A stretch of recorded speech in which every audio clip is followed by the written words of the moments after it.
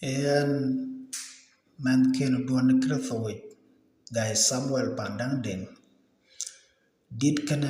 dini chak no 2014 in ke lonyen pand nimuli jalwali te nimuli diocese ne ke theka ke nimuli ay diconary ye ko pa e wayok benya wayok ye ko agam avenyu ne twin ye kula jiwe kulben wajoke koina mater ko wakot kubu kulon la jingdi amen kwan ko ye chuchuk ye man ye kudul de pira ter wobeladil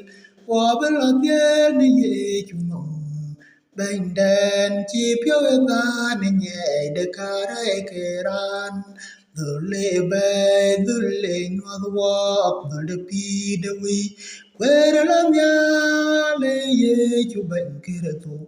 ken kuru fen duala ne chen ju tik wa chuang nyan we cha ba ne ra ka du puri wobeladil ni ye chunong bánh đèn chi piêu ta nên nhẹ để cả rai kề ran lê cú bánh đít man chi dul nhô thua ya mệt kê ni cam ye me qua man đi wa wa ne ria me chi diom ni ya la ma thie ne pe ngom kum wam nyal wa bila dil ni ye chung